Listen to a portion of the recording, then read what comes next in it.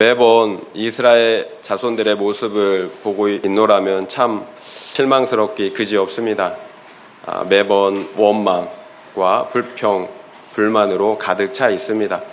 오늘 역시 마찬가지예요. 그러나 모세의 모습은 전혀 다릅니다. 동일한 상황임에도 불구하고 그렇게 원망하고 자신을 대적하는 이스라엘 자손들에 대해서 오래 참아요. 그리고 하나님께 나아가 부르짖음으로 이스라엘 백성들에 대해서 중보합니다. 그러면 그때마다 하나님께서 모세의 기도를 들으시고 이스라엘 자손과 모세를 그 환경에서, 그 어려움에서 구원해 내십니다. 무엇이 이런 차이를 만들었을까요? 무엇이 이런 믿음의 차이를 만들어냈느냐라는 거예요. 따라서 오늘 저는 이스라엘 백성들의 믿음과 그리고 모세의 믿음이 차이가 나는 본질적인 근원적인 이유가 무엇인지 함께 살펴보며 은혜를 나누고자 합니다. 이스라엘 자손이 신 광야를 떠나서 르비딤이라는 장소에 이르렀습니다. 그런데 그곳에 이르렀더니 또 물이 없는 거예요. 어떻게 반응했는지, 이스라엘 자손들이 어떻게 반응했는지 한번 보겠습니다. 3절입니다. 거기서 백성이 목이 말라 물을 찾으매 그들이 모세에게 대하여 원망하여 이르되 당신이 어찌하여 우리를 애굽에서 인도하여 내어서 우리와 우리 자녀와 우리 가축이 목말라 죽게 하느냐. 먹을 물이 없자 이스라엘 자손이 또다시 원망하고 불평합니다. 계속 반복이에요. 먹을 것이 없고 마실 물이 없으면 여지가 없어요. 바로 원망하고 불평하기 시작합니다. 옛날이 좋았다고 해요. 왜 우리를 광야로 끌고 와서 죽게 하느냐라고 합니다. 그런데 이스라엘만 반복하는 게 아니에요. 이스라엘 자손만. 여호와 하나님께서도 계속 반복하십니다. 어떤 반복입니까? 양식이 없는 환경, 물이 없는 환경으로 계속해서 인도하신다라는 거예요. 그래서 매번 이스라엘 자손을 시험하신다라는 거예요. 시험하시는 거예요. 그렇다면 계속해서 원망, 불평만 하는 이스라엘 자손이 너무한 겁니까? 아니면 계속해서 시험하시는 하나님이 너무하신 것입니까? 왜 이스라엘 자손이 계속해서 원망만 하겠습니까? 여전히 쓴물이기 때문이에요. 다른 이유가 없어요. 하나님은 그래서 절대 우리를 포기하지 않으신다라는 거예요. 고치셔야 되는 거예요. 그래서 계속해서 시험하시는 거예요. 반드시 천국에 들어갈 믿음을 가져야 하기 때문입니다. 우리의 구원을 위한 것이에요. 4절부터 7절 말씀을 읽겠습니다. 4절부터 7절이에요. 모세가 여호와께 부르짖어 이르되 내가 이 백성에게 어떻게 아리이까? 그들이 조금 있으면 내게 돌을 던지겠나이다. 여호와께서 모세에게 이르시되 백성 앞을 지나서 이스라엘 장로들을 데리고 나일강을 치던 내 지팡이를 손에 잡고 가라. 내가 호렙산에 있는 그 반석 위 거기서 내 앞에 서리니 너는 그 반석을 치라. 그것에서 물이 나오리니 백성이 마시리라. 모세가 이스라엘 장로들의 목전에서 그대로 행하니라. 그가 그곳 이름을 마사 또는 무리바라 불렀으니 이는 이스라엘 자손이 다투었으며 또는 그들이 여호와를 시험하여 이르기를 여호와께서 우리 중에 계신가 안 계신가 하였음이더라. 계속 반복이죠. 모세도 할 수 있는 게 없어요. 여호와 하나님께 부르짖는 것 외에는 모세가 할 수 있는 게 없어요. 하나님 어떡합니까? 저들이 이제 돌을 던져서 저를 쳐 죽이려고 합니다. 그러자 하나님께서 모세에게 응답하십니다. 하나님께서 호렙산 위에 있는 반석 위에 모세 앞에 서시겠다라고 말씀하세요. 그러니까 너는 장로들을 데리고 이스라엘 백성들의 앞을 지나서 나일강을 치던 그 지팡이로 그 반석을 치라고 명령하십니다. 모세가 말씀대로 지팡이로 그 반석을 치니까 그 반석에서 물이 나왔어요. 그래서 이스라엘 백성들이 물을 마실 수가 있었습니다. 그래서 그곳의 이름을 마사 그리고 무리바라고 불렀어요. 마사는 다투었다라는 의미예요. 다투었다. 그리고 무리바는 시험이라는 의미인데요. 이스라엘 자손이 다투고 시험했다라는 거예요. 그렇다면 누구와 다투고 누구와 시험했을까요? 2절입니다. 2절 읽을게요. 2절. 백성이 모세와 다투어 이르되 우리에게 물을 주어 마시게 하라. 모세가 그들에게 이르되 너희가 어찌하여 나와 다투느냐? 너희가 어찌하여 여호와를 시험하느냐? 이스라엘 백성은 모세와 다투었어요. 그리고 여호와 하나님을 시험하였습니다. 그 시험의 내용은 뭐예요? 여호와께서 우리 중에 계신가 계시지 않으신가 하는 신앙의 본질적인 문제였다라는 거예요. 하나님이 계시는가? 정말 하나님이 계시는가? 솔직히 우리 역시 이처럼 시험에 들 때가 많이 있어요. 비록 수많은 구원의 은혜를 경험했을지라도 당장 먹을 물과 빵이 없으면, 상황이 안 좋아지면 의심하게 된다라는 거예요. 하나님이 계실까? 혹시 내가 속고 있는 건 아닐까? 솔직하게 이런 생각이 들 수도 있어요.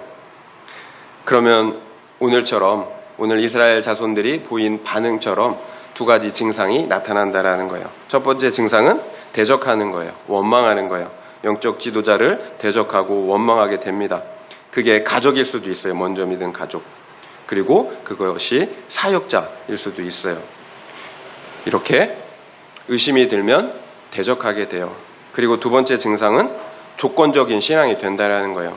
내가 원하는 문제가 해결된다면 믿고, 그렇지 않으면 믿지 않겠다. 이렇게 조건적인 신앙이 되고 만다라는 거예요. 결국 그런 조건적인 신앙이 되면 어떻게 될까요? 우리의 믿음은 싸늘하게 식게 되는 거죠. 그렇다면 이스라엘 자손이 하나님을 시험한다고 했지만 실상은 자신들이 시험에 든 거예요. 시험하는 것이 아니라 자신들이 시험에 든 거예요. 하나님의 시험에 통과하지 못했다라는 거예요. 우리는 흔히 이것만 잘 되게 해주시면 하나님께서 주신 그것들을 가지고 남은 인생 하나님을 잘 섬기겠습니다. 이렇게 기도를 하곤 해요. 그런데 막상 그런 것들이 이루어지면 그렇게 되던가요? 또다시 이것도 필요하고 저것도 필요하고, 그래서 조금만 더 그렇게 되지 않느냐라는 거예요. 우리의 욕심을 채울 수가 없다라는 거예요. 제가 그랬어요.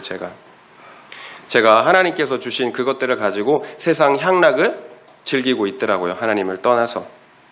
하나님은 그런 우리를 누구보다도 잘 아신다라는 거예요. 우리가 뭐라고 기도하든 이야기하든 속지 않는다라는 거예요. 결국 이 땅에서 빵 쪼가리를 더 얻어먹는 것이 중요한 것이 아니라는 거예요. 가나안 땅에 들어갈 수 있는 믿음의 실력이 있느냐라는 거예요. 믿음의 실력을 가져야 한다라는 거예요. 그래서 하나님은 계속해서 빵으로 물로 우리를 시험하시는 거예요. 천국은 오직 믿음으로만 들어갈 수가 있기 때문이에요.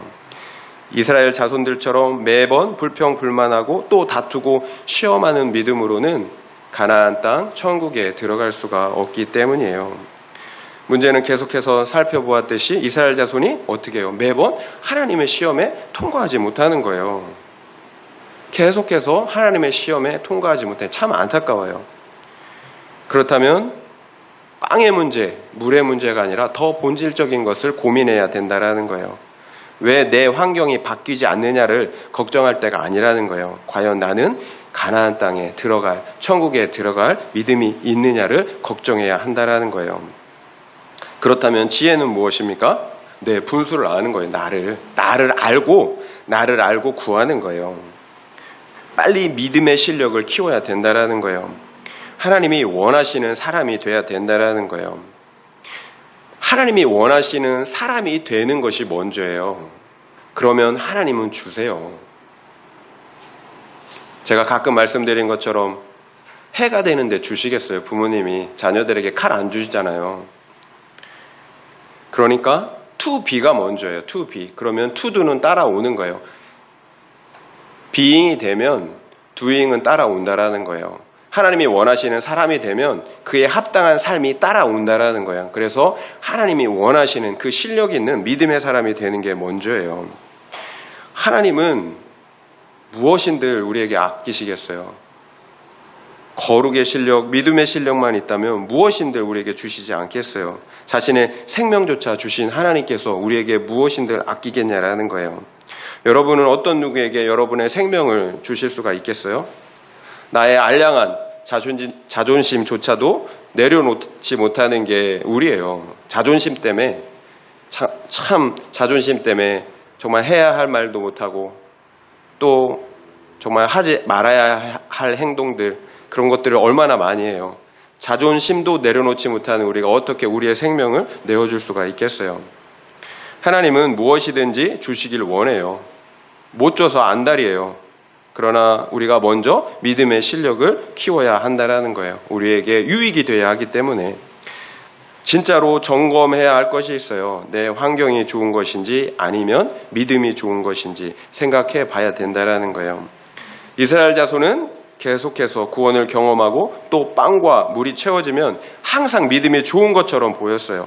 하나님을 찬양하고 기뻐했다라는 거예요. 그러나 상황이 나빠지면 물이 없어지자 또다시 원망하고 있잖아요. 왜 나를 이리로 데려왔느냐라고 다투고 또 원망하고 있다라는 거예요. 이게 도대체 몇 번이에요? 결국 환경이 좋으면 어떻게 해요? 나도 속고 다른 사람도 속이는 믿음이 된다라는 거예요. 나는 믿음이 좋다라고 생각한다라는 거예요. 그런데 여지없이 좋지 않은 물이 없는 환경, 빵이 없는 환경으로 들어가면 나의 믿음의 수준이 나타나게 된다라는 거예요. 더 이상 속일 수가 없는 거예요. 결국 시험하는 환경이 복된 환경인 거예요. 구속사의 관점에서 바라봐야 된다는 거예요. 그래야 내가 고침받을 수 있고요. 구원받는 믿음을 가질 수가 있기 때문이에요. 왜 우리는 우리의 일상 가운데서 하나님의 말씀에 순종하지 못할까요? 힘들어서 못하죠. 손해보니까 못하죠. 세상 사람들도 그렇게 하니까 타협하는 거예요. 이것이 우리의 레파토리예요. 그래서 우리가 하나님의 말씀에 순종하지 못하는 거예요. 문제는 이런 믿음을 가지고는 천국에 들어갈 수가 없다라는 거예요. 만약 북한군이 지금 쳐들어와서 여러분에게 김일성 사진을 이렇게 붙여놓고 경배하라고 이렇게 합니다. 경배하면 살려주고 경배하지 않으면 바로 처형한다라고 이렇게 위협한다라는 거예요. 그러면 여러분은 어떻게 하시겠어요? 어떻게 하실 것 같습니까? 저도 굉장히 고민이 되더라고요. 단언하건대 만약 우리가 우리의 일상 속에서 하나님의 말씀에 순종하지 않고 살고 있다면 결코 순교할 수가 없다라는 거예요. 일상의 작은 말씀조차 순종하지 못하는데 어떻게 목숨을 내놓는 순종을 할 수가 있겠어요? 우리의 믿음을 점검해 봐야 돼요. 하나님은 결코 속지 않으세요. 그런데 더 심각한 사람들이 있어요. 하나님의 말씀을 아예 듣지 않는 거예요. 하나님의 말씀을 듣지 않는다라는 건 어떤 의미일까요? 순종할 마음이 전혀 없다라는 거잖아요. 그러면 어떻게 해야 할까요? 그럼에도 감사한 것은 하나님은 결코 우리 택자들을 결코 포기하시지 않는다라는 거예요. 하나님의 말씀에 순종하는 그 믿음을 갖기까지 계속해서 떡으로 물로 시험하신다라는 거예요. 결국 환경이 나빠서 죄를 짓는 것이 아니에요. 우리가 죄인이기에 죄를 짓는 거예요. 하나님께서 우리의 구원을 위해 물 없는 환경으로 우리를 이끄신다라는 거예요. 너희의 실체를 보라는 거예요. 모든 사람이 다 죄인이잖아요. 그래서 모든 사람에게 예수 그리스도의 그 십자가가 우리에게 소망이 되는 거예요. 그래서 우리가 예수 그리스도의 십자가만을 붙잡아야 되는 거예요. 적용 질문을 드릴게요. 하나님께서 물 없는 목마른 환경으로 나를 인도하셔서 시험하시는 나의 구체적인 죄와 문제는 무엇입니까? 불신입니까? 탐심입니까? 교만입니까? 혈기입니까? 음란입니까? 미움과 시기입니까? 한번 생각해 보시기 바랍니다. 하나님께서 물 없는 목마른 환경으로 나를 인도하셔서 시험하시는 나의 구체적인 죄와 문제는 무엇입니까? 불신입니까? 탐심입니까? 교만입니까? 혈기입니까? 음란입니까? 미움과 시기입니까? 한번 생각해 보시기 바랍니다. 8절부터 13절 말씀을 같이 읽겠습니다. 8절부터 13절이에요. 그때 아말렉이 와서 이스라엘과 르비딤에서 싸우니라. 모세가 여호수아에게 이르되 우리를 위하여 사람들을 택하여 나가서 아말렉과 싸우라. 내일 내가 하나님의 지팡이를 손에 잡고 산 꼭대기에 서리라. 여호수아가 모세의 말대로 행하여 아말렉과 싸우고 모세와 아론과 훌은 산 꼭대기에 올라가서 모세가 손을 들면 이스라엘이 이기고 손을 내리면 아말렉이 이기더니 모세의 팔이 피곤함에 그들이 돌을 가져다가 모세의 아래에 놓아 그가 그 위에 앉게 하고 아론과 훌이 한 사람은 이쪽에서 한 사람은 저쪽에서 모세의 손을 붙들어 올렸더니 그 손이 해가 지도록 내려오지 아니한지라. 여호수아가 칼날로 아말렉과 그 백성을 쳐서 무찌르니라. 르비딤에서 아말렉 족속이 이스라엘 자손을 공격하였어요. 그것도 이스라엘 자손의 후미에 있는 약한 자들, 노인이나 그리고 어린이들처럼 무리에서 떨어진 그 약한 자들을 공격하였어요. 이처럼 아말렉 족속이 참 악해요. 모세에게는 참으로 설상가상이죠. 광야 생활 자체도 힘이 든데 이제 전쟁을 해야 되는 상황이 되었어요.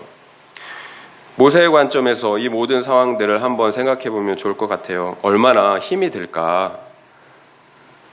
안에서는 백성들의 불평, 불만이 끊이지 않아요. 원망이 끊이지 않아요. 그리고 밖으로는 아말렉과의 전쟁을 해야 되는 상황이에요. 진퇴양난의 상황이라는 거예요. 그러자 모세는 어떻게 행동합니까? 자신의 시종 여호수아에게 사람을 택하여 나가서 싸우라고 합니다. 자신은 하나님의 지팡이를 손에 들고 산꼭대기에 올라가 서 있겠다고 합니다. 산꼭대기에 왜 올라갈까요? 기도하기 위해서 올라가는 거죠. 그리고 모세는 아론과 훌과 함께 산 꼭대기에 올라가 서 있습니다. 기도합니다. 그런데 신기한 것은 모세의 손이 올라가면 이스라엘 자손이 이겨요. 그런데 반대로 모세의 손이 내려가면 지더라는 거예요. 이스라엘 자손이 지더라는 거예요. 계속 팔을 올리고 있으면 얼마나 힘들어요. 그러니까 모세가 피곤하였어. 이렇게 지팡이가 자꾸 내려가요. 그럼 지는 거예요. 그러자 모세와 함께 올라갔던 아론과 훌이 모세의 오른팔과 왼팔을 한쪽씩 이렇게 붙잡아서 해가 지도록 팔이 내려오지 않도록 하였어요. 그래서 결국 팔이 내려오지 않으니까 이스라엘이 아말렉 족속을 쳐서 승리했다라는 거예요. 여러분, 무엇을 알 수 있을까요? 우리의 싸움이, 우리의 전쟁이 인간의 힘과 지력에 달려있지 않다라는 거예요. 오직 우리의 믿음의 기도에 달려있다라는 거예요. 우리의 믿음의 기도에. 하나님께서 뭐라고 하시는지를 함께 살펴보겠습니다. 14절부터 16절입니다. 여호와께서 모세에게 이르시되 이것을 책에 기록하여 기념하게 하고 여호수아의 귀에 외워 들리라. 내가 아말렉을 없이하여 천하에서 기억도 못하게 하리라. 모세가 제단을 쌓고 그 이름을 여호와 니시라고 하고 이르되 여호와께서 맹세하시기를 여호와가 아말렉과 더불어 대대로 싸우리라 하셨다 하였더라. 하나님께서 아말렉과의 그 전쟁을 책에 기록하여서 대대로 기념하라고 하십니다. 모세의 후계자 여호수아의 귀에 외워서 들리게 하라고 하십니다. 결코 한순간도 아말렉과의 그 전쟁을 잊지 말라라는 거예요. 구체적으로 무엇을 잊지 말아야 할까요? 여호와께서 아말렉을 쳐서 천하에서 기억도 할 수 없도록 멸하시겠다라는 거예요. 여호와 하나님께서 맹세까지 하세요.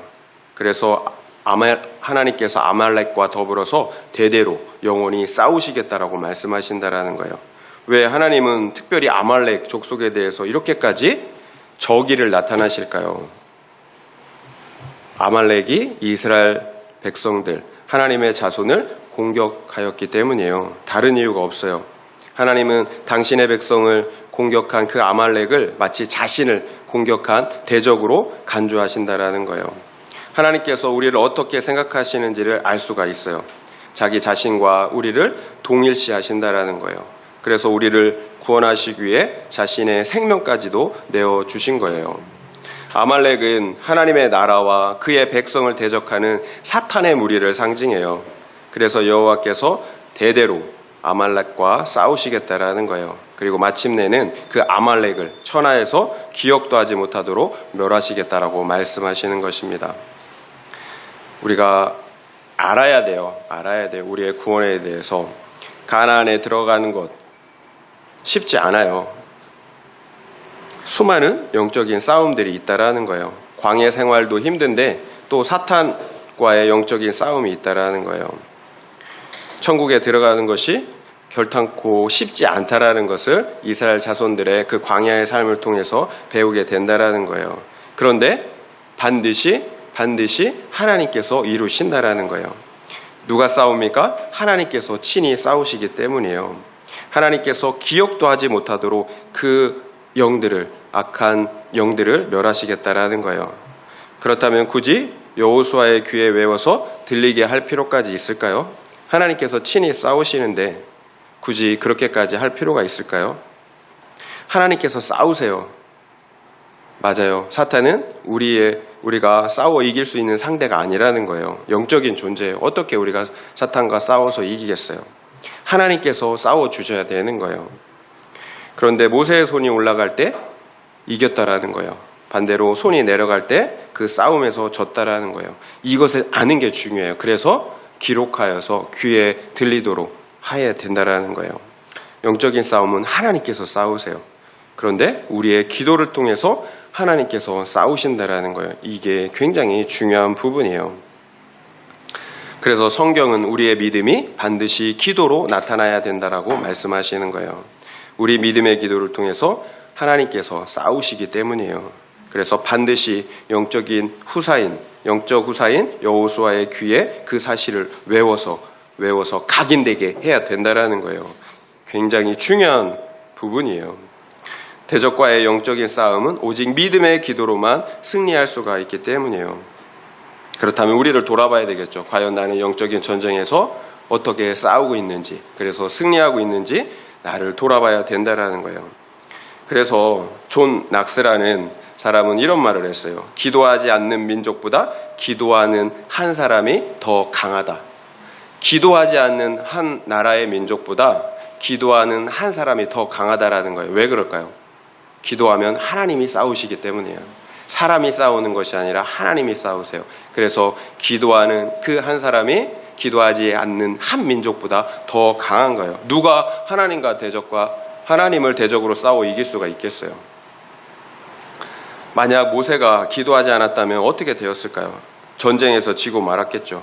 그러면 수많은 이스라엘 자손들이 죽임을 당했을 거예요. 맞아요. 사탄과의 영적인 전쟁은 우리의 영혼이 죽고 사는 문제라는 거예요. 우리의 영혼이. 아담과 하와가 그 영적인 전쟁에서 패했을 때, 졌을 때 어떻게 됐나요? 하나님의 나라가 무너졌어요. 그들은 영적으로 죽었다라는 거예요. 모든 것을 잃었어요. 그렇다면 우리 역시 모세와 같이 모세처럼 싸워야 되는 거예요. 기도해야 합니다. 그래야 나의 이스라엘의 자손이 누구예요? 나의 배우자, 부모, 그리고 자녀와 형제들의 영혼이에요. 내가 모세처럼 기도할 때 그들을 살릴 수가 있어요. 그렇지 않으면 그들을 사탄에게 내준 바 되는 것이 된다라는 거예요. 기도하지 않는다면 사탄에게 그 영혼을 내어주는 거예요. 우리는 자녀의 세상 성공과 출세와 결혼을 위해서는 기도하면서도 비교할 수도 없이 더 중요한 영혼 구원을 위해서는 잘 기도하지 않아요. 또 더 중요한 자녀들의 영적 성장을 위해서도 기도하지 않는다라는 거예요. 그렇다면 정말 가족과 자녀들을 사랑하는 것이 맞을까요? 성공이 더 중요할까요? 이 땅에서의 형통이 더 중요할까요? 영원한 생명이 더 중요할 거예요. 정말로 가족과 자녀를 사랑한다면 기도해야 되는 거예요. 영혼이 죽도록 내버려 두어서는 안 된다라는 거예요. 결국 기도하지 않으면 잘 모르기 때문이기도 하지만 또 사랑하지도 않는 거예요. 잘못된 사랑이라는 거예요. 모세가 백성을 사랑하는 위대한 지도자라는 것이 이런 점이에요. 모세는 이스라엘 자손을 어떻게 사랑해야 하는지, 또 어떻게 영적인 싸움을 싸워야 하는지를 잘 알고 있었다라는 거예요. 그리고 그 신앙을 친히 보여줬다라는 거예요. 영적인 자녀들에게. 그러니까 우리의 신앙은 말로만 전수되는 것이 아니에요. 우리의 삶을 통해서 반드시 전수돼야 된다라는 거예요. 우리의 육적인 자녀들, 영적인 자녀들이 우리의 삶의 모습을 통해서 신앙을 배우게 된다라는 거예요.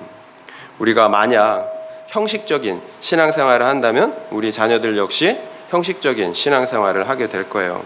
말이 중요하지 않다라는 거예요. 말은 옳은 말을 하는데 내 행동은 전혀 그것과 다른 행동을 하고 있다면 어떻게 생각할까요? 삶으로 보여줘야 합니다. 그렇다면 이스라엘 자손과 모세의 차이는 극명해요. 이스라엘 자손은 자기 자신조차 구원할 수 없는 죽은 믿음이었다라는 거예요. 불평, 불만, 원망하는 믿음이었어요. 하나님을 시험하는 믿음이었어요. 그러나 모세는 자신뿐만 아니라 다른 영혼들까지도 넉넉히 구원하는 그런 살아있는 믿음을 가지고 있었다라는 거예요. 무엇이 이런 차이를 만들었나요? 우리의 믿음의 근거를 어디에 두느냐라는 거예요. 우리의 믿음의 근거를 무엇에 두느냐에 따라서 이스라엘 자손처럼 죽어있는 믿음이 될 수도 있고 모세처럼 살아있는 믿음이 될 수도 있다라는 거예요. 이스라엘 자손은 자신들의 믿음의 근거를 어디에 두었나요? 눈에 보이는 떡에 두었어요. 그리고 이적과 기적과 같은 표적들 위에 두었다라는 거예요. 이스라엘 자손은 애굽에서 10가지 이적과 기적을 경험했어요. 실로 놀라운 이적과 경험들이었어요. 또 홍해 바다가 갈라지는 기적을 통해서 구원받았다라는 거예요. 그리고 수돗물이 단물이 되었어요. 광야에서 고기를 먹어요. 하늘에서 만나가 떨어져요. 또 반석에서 물을 내어서 물을 마셔요. 정말 실로 엄청난 이적과 기적과 표적을 경험했다라는 거예요. 그런데 그와 같은 이적과 표적, 떡들이 어떻게 했어요? 구원 얻을 믿음을 주었나요? 갖게 했나요? 그렇지 않다라는 거예요. 결국 떡을 구하는 기복신앙과 병고침과 같은 표적과 이적을 구하는 신앙으로는 참된 믿음을 가질 수가 없다라는 사실이에요. 왜냐하면 환경이 바뀔 때마다 그 믿음이 흔들리기 때문이에요. 앞서도 말씀드렸듯이 믿음이 좋은 게 아니라 환경이 좋은 거예요. 그렇다면 모세는 어떻게 동일한 상황 속에서도 하나님만을 신뢰하는 믿음을 가질 수가 있었을까요? 모세가 특별한 사람이라서 정말 10만 명 중에 한 명 태어날까 말까 하는 그런 사람이라서 그랬을까요? 아니에요. 그 차이는 모세가 하나님과 친밀한 교제를 누리고 있었다라는 거예요. 그러니까 이스라엘 자손과 모세의 차이는 하나님과 친밀한 교제를 가지고 있느냐 없느냐의 차이였던 거예요. 결국 어떤 상황에서도 흔들리지 않는 믿음은 그 믿음의 근거를 하나님과의 관계에 두는 거예요. 하나님과의 관계. 그러면 그 누구도 알 수 없는 비밀을 가지는 거예요. 그것이 믿음의 근거가 되는 거죠. 여러분에게는 누구도 알 수 없는 비밀이 있나요? 모세는 항상 하나님의 말씀을 들었어요. 또한 그 말씀에 순종했어요. 그리고 기도했어요. 평소에 모세는 하나님과의 교제와 사귐의 시간을 가졌다라는 거예요. 그래서 모세는 하나님과 친밀한 동행을 누리고 있었어요. 이것이 이스라엘 자손과 모세의 본질적인 차이였습니다. 신앙의 본질은 나 중심성을 내려놓는 거예요. 신앙의 본질은 나 중심성을 내려놓는 거예요. 누가 왕이냐라는 거예요. 누가 왕. 내가 왕이냐? 하나님이 왕이냐? 하나님이 왕이 되는 것. 이것이 신앙의 본질이에요. 계속 말씀드리지만 죄가 무엇인지를 알아야 합니다. 죄의 본질은 내가 하나님이 되려는 거예요. 사탄이 지은 죄예요. 아담 역시 동일한 죄를 지었어요. 하나님처럼 되려고 선악과를 먹은 거예요. 선악과를 먹은 것이 문제가 아니라 그 동기가 중요하다라는 거예요. 하나님처럼 되기 위해서 선악과를 먹은 거예요. 그래서 하나님을 대적한 것입니다. 그래서 내가 모든 선악의 절대적인 기준이 된 거예요. 오늘날 사회가 바로 그런 사회예요. 내가 신이에요. 내가 기준이에요. 모두가 신이에요. 그래서 전쟁이 일어나고 싸우고 서로 죽이는 거예요. 상대방이 미운 이유, 용납할 수 없는 이유가 있어요. 그 사람이 정말 큰 죄를 지었기 때문일까요? 아니에요. 나한테 잘못했기 때문이에요. 나한테. 내가 기준이에요. 나한테 잘못했기 때문에 그래서 어떻게 그럴 수 있느냐고 결코 용서할 수 없다가 되는 거예요. 그러나 그 사람이 아무리 큰 잘못을 해도 나한테 한 잘못이 아니면 그냥 넘어가요. 이것이 우리의 모습이에요. 그래서 어떤 목사님이 이런 말씀을 하시더라고요. 사람들이 불의에 대해서는, 세상 불의에 대해서는 쉽게 눈을 감는데요. 그런데 내가 손해보는 것은 결코 용납하지 않는다라는 거예요. 결국 아무리 많은 기적과 치유와 또한 성공을 경험한다 하더라도 나 중심성을 내려놓지 못한다면 참된 믿음이 아닌 거예요. 우리가 어떻게 손해보는 상황에서 하나님의 말씀에 순종할 수가 있겠어요?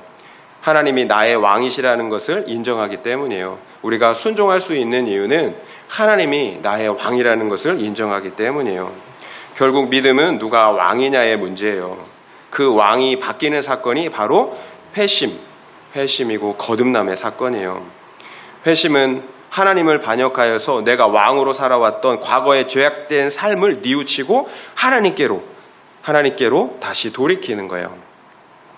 모세는 과거 떨기나무에서 이런 회심을 경험하였습니다. 떨기나무에서 하나님을 인격적으로 만났다라는 거예요.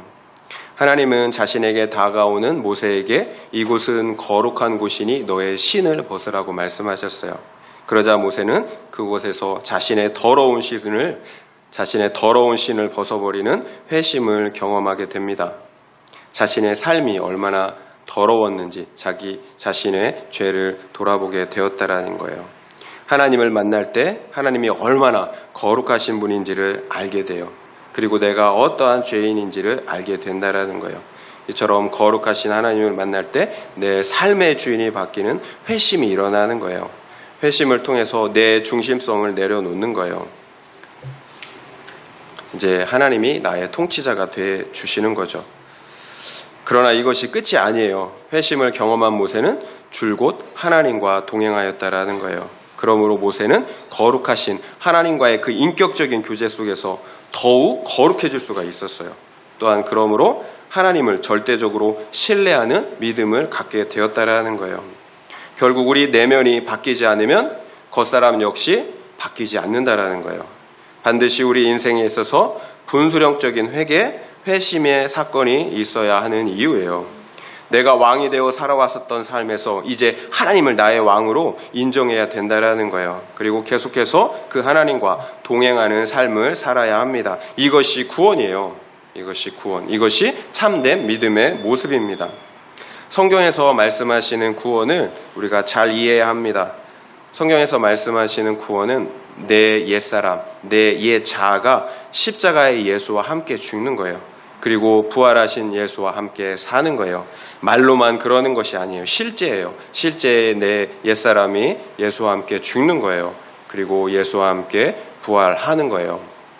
과거에 나는 죽고 완전히 새 사람으로 다시 사는 거예요. 그래서 성경은 그 사건을 거듭남, 다시 태어난다라는 거듭남, 그리고 재창조라고 말씀하고 있는 거예요.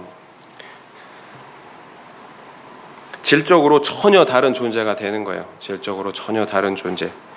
그래서 새로운 피조물이 되는 거예요. 질적으로 전혀 다른 피조물이 되는 거예요. 이것이 거듭남의 사건, 재창조의 사건, 회심의 사건이에요. 최근에 제가 부활에 관련된 책을 읽었는데요. 한 자매의 간증이 확 다가왔어요. 이 자매에게는 평소 고민이 있었어요. 그 고민은 자신이 예수님도 믿어요. 예수님의 십자가도 믿고 부활도 믿어요. 그런데 나에게는 그 부활이 실제가 되지 않는다라는 거예요. 그래서 하나님께 기도했다고 합니다. 왜 제게는 십자가도 믿고 부활도 믿는데 그 부활의 사건이 실제가 되지 않을까요? 이렇게 기도했다라는 거예요. 그러자 이런 음성이 들렸다고 합니다. 내가 주인이잖아. 그러니까 네가 여전히 주인이잖아. 이렇게 말씀하셨다라는 거예요. 삶의 주인이 바뀌지 않은 거예요. 그러니까 성경에서 약속하신 부활과 구원이 실제가 되지 않는 이유는 내가 여전히 주인이 되어 살기 때문이에요. 믿음은 나를 구원하신 주님께 나를 완전히 굴복하는 거예요. 지난주에 살펴본 것처럼 이스라엘 자손들은 자신들이 원하는 고기와 떡을 먹었지만 그 영혼만큼은 쇠약한 상태로 남아 있었습니다. 그들이 원하는 떡과 물을 먹었어요. 그런데 영혼이 쇠약해요. 평안이 없어요. 영혼이 쇠약하니까 형식적인 신앙생활을 하는 거예요. 그러다 상황이 나빠지면 또다시 원망하고 불평하게 되는 거예요. 계속해서 이런 사이클이 반복된다라는 거예요.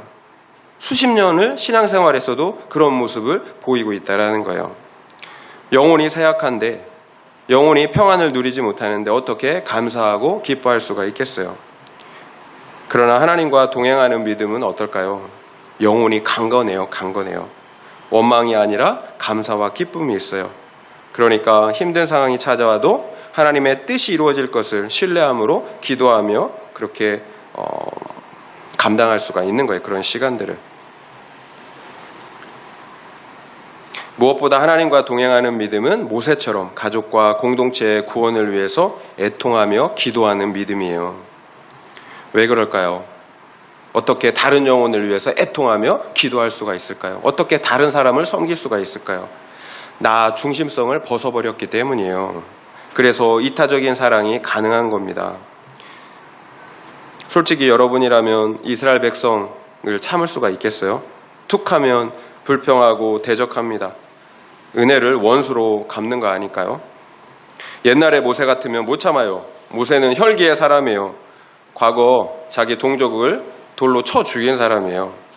혈기와 생색이 올라와서 아마 때려치고 말았을 거예요. 그러나 모세는 하나님과 동행하면서 점점 하나님의 성품을 닮아갔어요. 하나님은 사랑이시잖아요. 그래서 모세가 사랑의 사람이 되었다라는 거예요. 사람이 누구랑 함께 하느냐에 따라서 물들잖아요. 그래서 우리 부모님들이 자기 자식들에게 나쁜 친구들과 사귀지 말라고 이렇게 당부하는 거 아닙니까? 하나님과의 관계도 마찬가지예요. 하나님과 친밀히 동행하면 하나님으로부터 물이 든다라는 거예요. 하나님의 그 사랑, 거룩의 성품을 담게 된다라는 거예요. 우리가 모세처럼 손과 발이 가는 그 수고를 하고 또 애통하며 기도할 수 있는 이유예요. 우리가 하나님의 성품을 닮아가기 때문이에요. 거룩과 사랑의 성품. 그래서 그 영혼을 하나님의 마음으로 바라보는 거예요. 애통하고. 그래서 기도하는 거예요. 그 영혼의 구원을 위해서. 적용 질문을 드리겠습니다. 나의 믿음은 어떤 믿음입니까? 눈에 보이는 표적과 이적, 떡에 집중하는 믿음입니까? 그래서 하나님을 시험하는 믿음입니까? 아니면 하나님과의 관계에 근거를 둔 인격적인 믿음입니까? 그래서 어떤 상황에서도 애통함으로 영혼 구원을 위해 기도하는 믿음입니까? 나의 믿음은 어떤 믿음입니까? 눈에 보이는 표적과 이적, 떡에 집중하는 믿음입니까?